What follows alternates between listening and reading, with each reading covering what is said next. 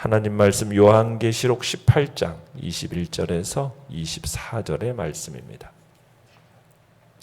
요한계시록 18장 21절에서 24절의 말씀 우리 한 목소리로 같이 읽겠습니다. 시작.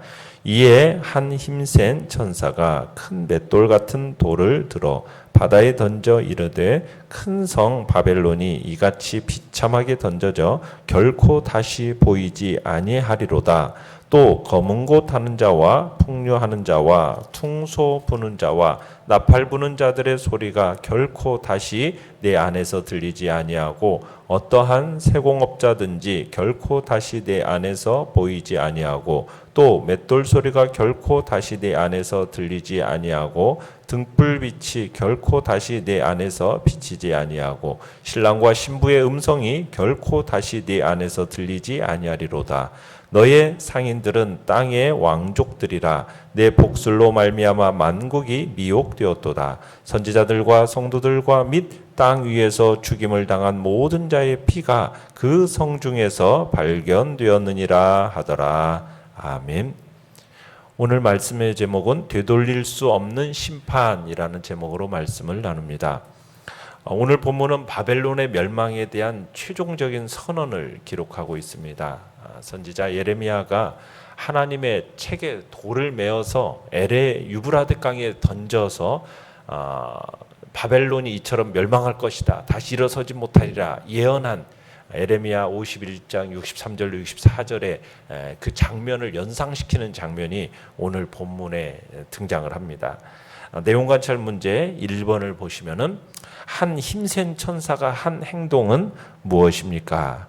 자, 21절에 보시면은 이에 한 힘센 천사가 무슨 일을 하고 있습니까? 큰 맷돌 같은 돌을 들어서 바다에 던지죠. 그러니까 하나님의 정하신 때가 되었을 때 한 힘센 천사가 이제 큰 맷돌 같은 돌을 바다에 던지는데 이게 상징적인 행위를 가리키는 겁니다. 이게 무엇을 가리킨다는 겁니까? 큰 성 바벨론이 이같이 비참하게 던져져 결코 다시 보이지 아니하리라. 그러니까 큰 성 바벨론이 이같이 몹시도 다시는 보이지 않을 것이라는 선언으로서 지금 이런 행동을 하고 있는 겁니다. 자, 내용 관찰 문제 2번입니다. 자, 이것은 어떤 의미이며 이후 어떤 일들이 일어납니까?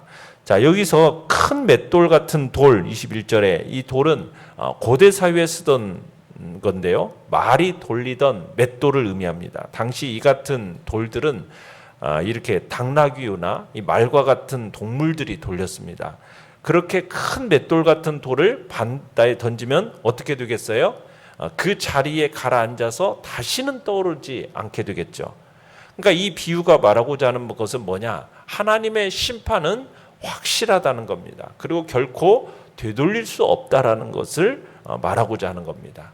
그러니까 힘센 천사의 행위는 바벨론의 그 멸망이 철저하고 영원할 것이라는 것을 상징하고 있는 것이죠. 그러면서 21절부터 23절까지에 계속 반복되는 어구가 나옵니다. 그건 뭐냐면 결코 다시라는 단어예요. 결코 다시. 이게 도합 6차례 등장을 합니다. 21절 끝에 보면 결코 다시 보이지 아니하리라. 그 다음에 또 22절에서도요. 결코 다시 내 안에서 들리지 아니하고 또 결코 다시 내 안에서 보이지 아니하고 결코 다시 내 안에서 들리지 아니하고 23절에도 결코 다시 내 안에서 비치지 아니하고 결코 다시 내 안에서 들리지 아니하리로다 하면서 결코 다시 이렇게 몇 번씩 강조를 하고 있습니다. 이것은 바벨론이 영원히 다시 재기하지 못할 것이라는 메시지를 지금 확실하게 해두고자 하는 것입니다. 그러니까 음녀 바벨론의 회복이 불가능할 것임을 강조하고 있는 거죠. 고대 바벨론이 황무지가 되었듯이 영적 바벨론 역시 하나님의 그 엄정한 심판의 결과로서 영영한 폐허로 남게 될 것을 얘기하는 겁니다. 더 구체적으로 이제 바벨론의 산업활동, 문화활동, 결혼 그리고 일상생활이 전면적으로 중지될 것을 예언하면서 큰 성 바벨론이 철저하고도 회복 불가능하게 망할 것임을 선포하고 있는 거죠. 좀 더 구체적으로 22절부터 보시면요.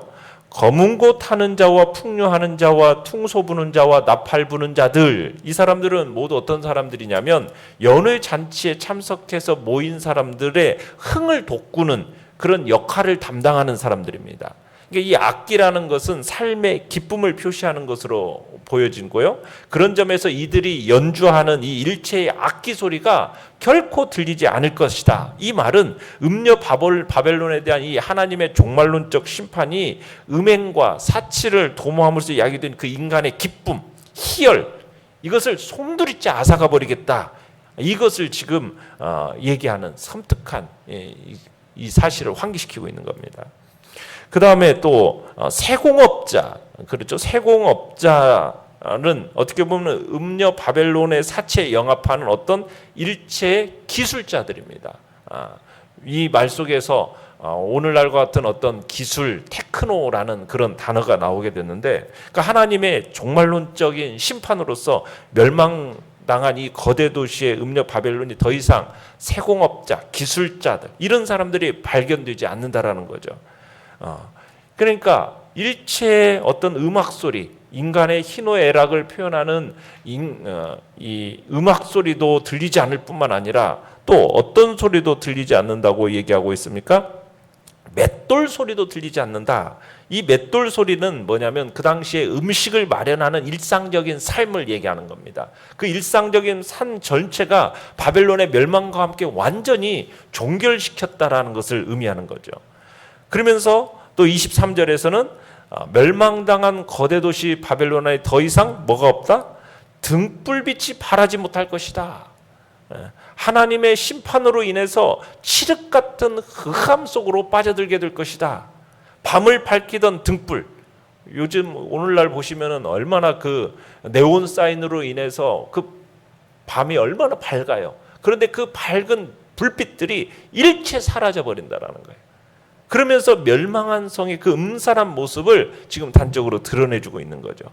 그러니까 인간의 기쁨을 나타내는 음악 소리도 사라집니다. 일상생활을 영위하는 필수적인 맷돌 소리까지 들리지 않습니다. 그러더니 이제는 신랑과 신부의 음성조차 들리지 않는다. 이 신랑과 신부의 결혼식에서 퍼져나오는 그 신랑 신부의 기쁨의 소리, 이를 축하하는 하객들의 즐거움의 소리, 이게 더 이상 성중에 들리지 않게 된다는 거죠.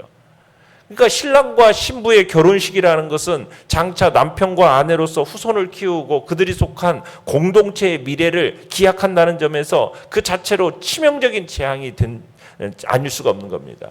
그러니까 하나님의 종말론적인 심판으로 인해서 멸망한 이 음녀 바벨론에게 더 이상 과거의 영화나 사치는 고사하고 최소한의 미래조차 보장되지 않는다라는 이야기를 하고 있는 겁니다.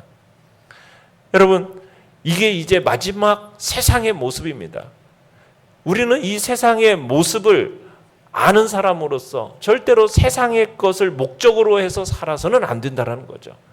그것에 우리의 가치를 두어서는 안 된다는 겁니다. 왜냐하면 이 세상의 것들은 결국 어떻게 될 거라는 겁니까? 무너지고 사라지고 불태워지고 하루아침에 없어져 버릴 거라는 거예요. 정말 이런 일이 일어날 수 있을까? 이 시대를 바라보면 우리가 그렇지 않습니까? 정말 음악을 통해서 사람들에게 기쁨을 주고 또 먹을 것이 풍족해서 정말 만족함을 주고 여기저기서 기술자들에 의해서 과학 문명이 발달되어져 가고 또 불빛은 네온 사인으로 그냥 가득 정말 불화성을 이루는 이 시대 속에서 또 그들의 신랑과 신부의 결혼식들이 여기저기서 일어나면서 그 즐거움의 축하 소리들이 일어나는 것들이 이게 없어질 수 있을까? 하루아침에? 그런데 그런 일이 정말 일어나게 된다라는 거예요. 하루 순간에 다 무너져버리고 사라져버릴 일이 일어나게 된다라는 거예요. 고린도전서에서는 이 세상의 형적이 다 지나간다라고 말씀하고 있습니다. 이 땅에 있는 것들이 다 지나가고 다 없어져 버린다라는 거예요. 요한일서에서는 이 세상도 정욕도 다 지나간다라는 거예요. 그 모든 욕구들이 때가 되면 다 사라지게 된다라는 거죠. 이런 모든 것들이 다 사라질 날이 반드시 다가온다라는 것. 우리는 이것을 기억한다면 이 세상의 것에 우리가 만족하고 그것을 목적으로 그것이 우리의 가치가 되어서는 안 되겠다. 이게 우리의 마음 속에 가져야 할 이야기인 겁니다. 연구와 묵상 문제 3번입니다. 바벨론이 이러한 비참한 최후를 맞는 이유는 무엇일까요? 23절 끝에 보시면은 이런 얘기를 하고 있습니다. 너의 상인들은 땅의 왕족들이라. 여러분, 이 첫째 이유입니다. 여기에 이제 우리 말에는 빠져 있는데, 왜냐하면 이렇게 되는가? 왜냐하면 너의 상인들은 왕족 땅의 왕족들이 되었기 때문이다라는 표현이에요. 음녀 바벨론에게 속한 상인들이 이 음녀 바벨론의 교만과 사치에 기대어 가지고 막대한 경제적인 이익을 얻었던 자들입니다. 이 돈을 가진 자들이 뭐가 되었다라는 거예요? 세상의 왕이 되었다라는 거죠. 바벨론의 경제권을 가진 자들이 이제는 권력을 쥐고 뒤흔들게 되는 그런 잘못까지 범했다라는 겁니다.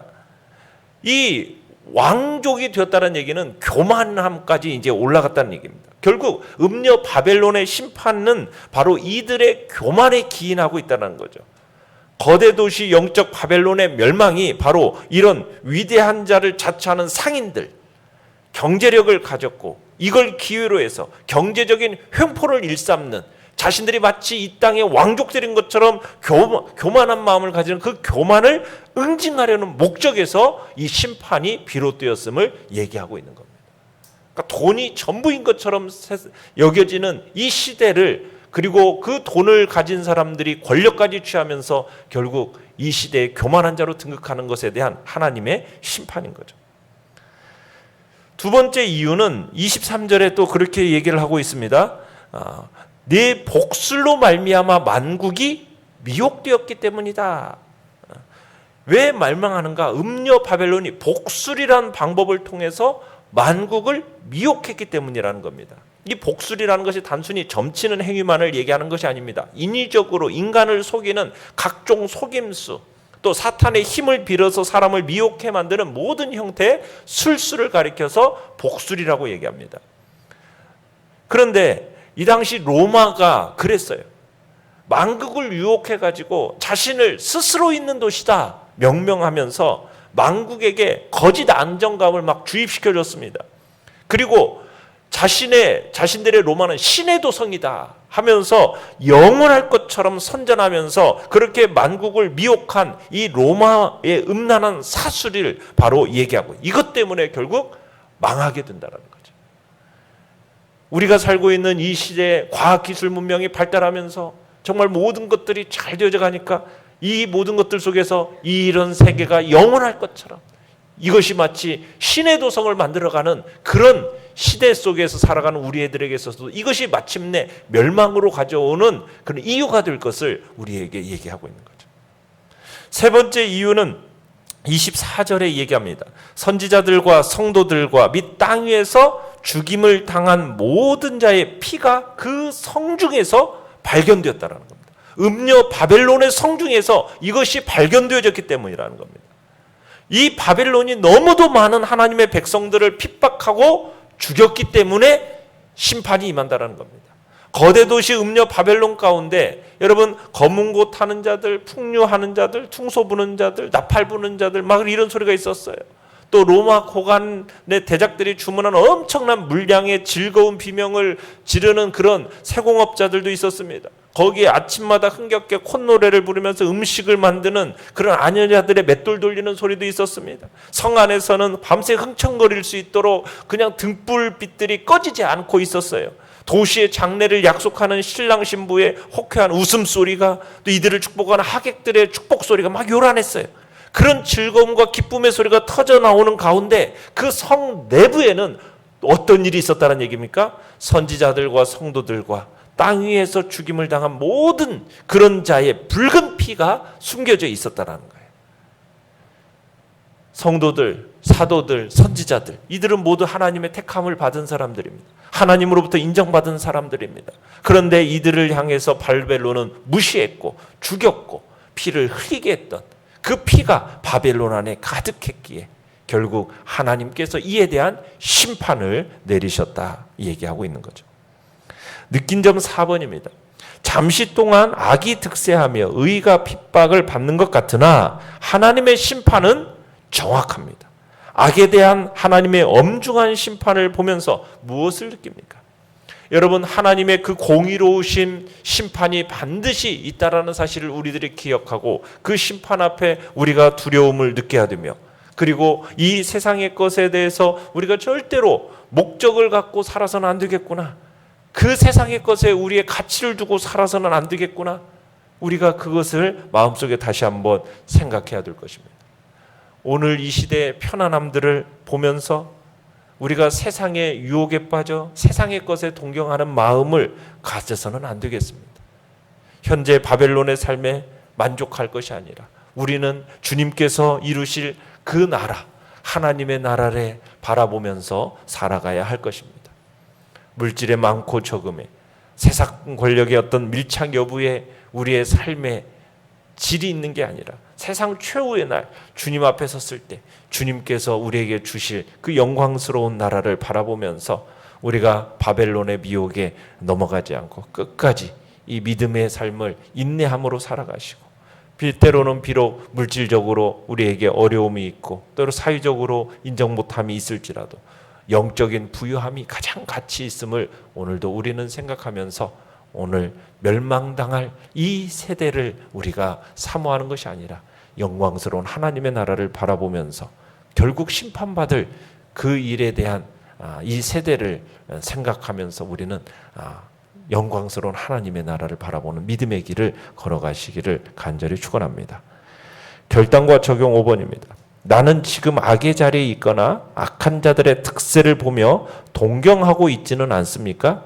결코 취소될 수 없는 하나님의 심판을 믿는 자답게 살기 위해 나에게 필요한 변화는 무엇입니까?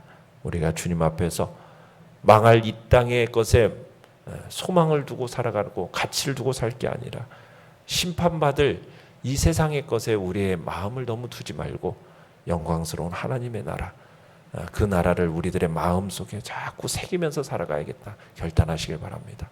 정말 세상은 가면 갈수록 우리의 마음을 빼앗고 유혹하는 일들이 정말 강하게 우리를 밀어붙이는 시대지 않습니까?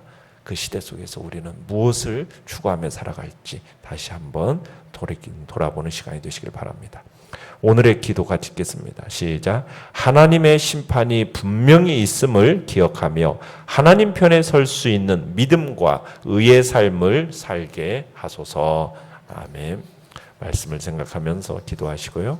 연약한 우리의 지체들을 위해서 기도해 주시기 바랍니다. 하나님의 은혜와 자비하심의 역사가 이 시대 속에 하나님의 영광스러움을 보고 살아가는 우리 교회가 되게 하시고 또 이 나라와 이 민족 되게 달라고 기도하시기 바랍니다.